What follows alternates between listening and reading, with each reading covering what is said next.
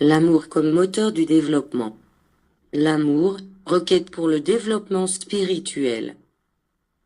De même que votre corps a besoin d'air, de soleil, d'eau et de pain pour vivre, l'esprit, lui aussi, a besoin de l'atmosphère, de la lumière et du propre aliment de son être.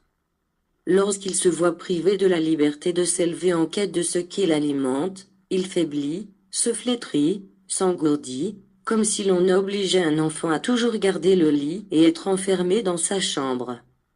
Ses membres se paralyseraient, il pâlirait, ses sens s'affaibliraient et ses facultés s'atrophieraient.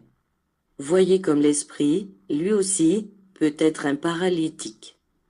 Ah, si je vous disais que le monde regorge de paralytiques, d'aveugles, de sourds et de malades de l'esprit. L'esprit qui vit enfermé et sans liberté pour se développer est un être qui ne croit ni en sagesse, ni en force, ni en vertu. En vérité, je vous le dis, l'amour est ce qui peut vous élever, parce qu'en lui existe de la sagesse, du sentiment et de l'élévation.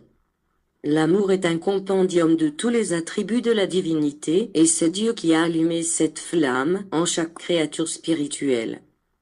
Combien de leçons vous ai-je données pour que vous appreniez à aimer?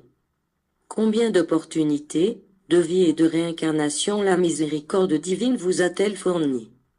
La leçon s'est répétée toutes les fois qu'il a été nécessaire jusqu'à ce qu'elle ait été apprise. Une fois le but atteint, il n'y a aucune raison qu'elle soit répétée parce qu'elle ne pourra pas non plus s'oublier. Si vous appreniez rapidement mes leçons, vous n'auriez pas à souffrir ni à pleurer vos erreurs. Un être qui, sur la terre, tire profit des leçons qu'il y a reçues, pourra retourner au monde, mais toujours sera plus avancé et dans de meilleures conditions. Entre une vie et une autre il existera toujours une trêve, nécessaire pour méditer et se reposer avant d'entreprendre la nouvelle tâche.